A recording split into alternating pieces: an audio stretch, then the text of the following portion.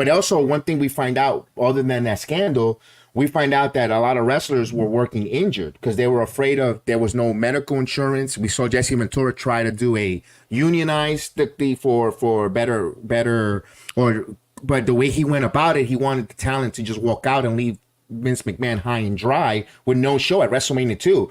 Vince McMahon just did WrestleMania 1. He put all his money, his mortgage, he put a lot on the line. You said changing decisions, and for an individual to say, where, try to run up a coup to just leave him high and dry and lose so much money that would have bankrupt and put this man homeless with his kids. And Terry Bollea Hogan told Vince about it. They didn't go anywhere, but what came out of this was not just they didn't do union, the rip between Vince and Jesse Ventura, but also guys wanted to work injured.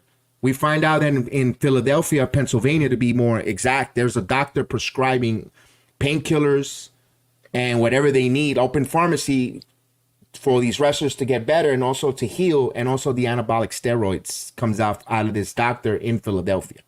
Mm.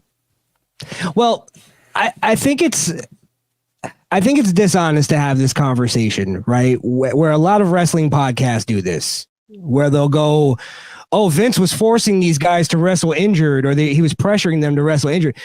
This is the thing, is that they often discount the mentality of a wrestler. Look at Daniel Bryan, right?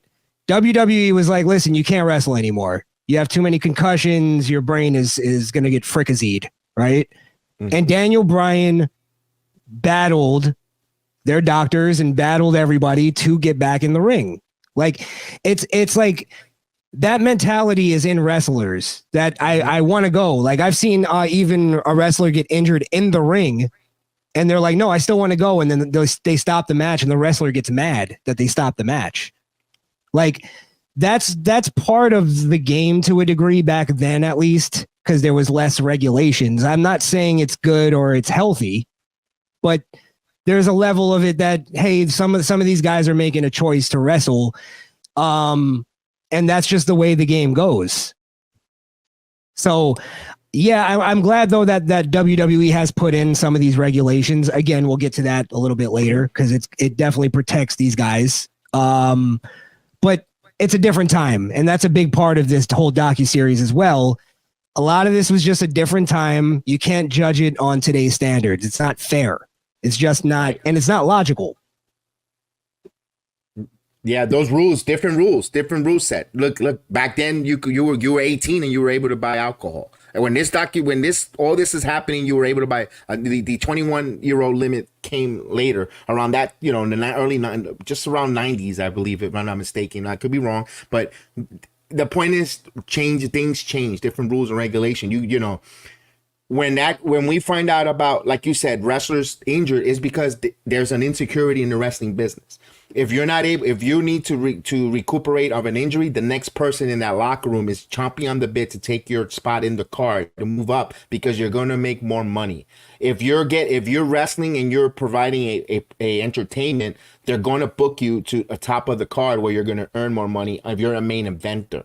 So if you're putting in the work and you're working with all different types of bumps and bruises, you're going to be more likable, susceptible to take something to take that pain and give you that adrenaline spike and hike to get in to perform night in, night out on the road and make that money. Because again, also they weren't getting paid much, but they want to make that money because it was, if the more you wrestled, the more money you made, the more money you achieved was better. You had a better lifestyle.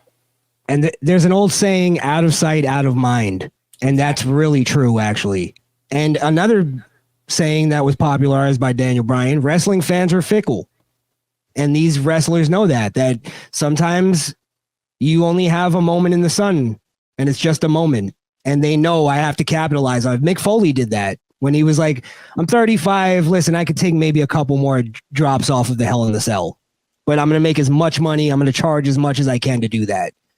So, a lot of these guys are trying to feed their family as well. So it's like men will do a lot to feed their family and take care of their responsibilities. And I respect that at the end of the day.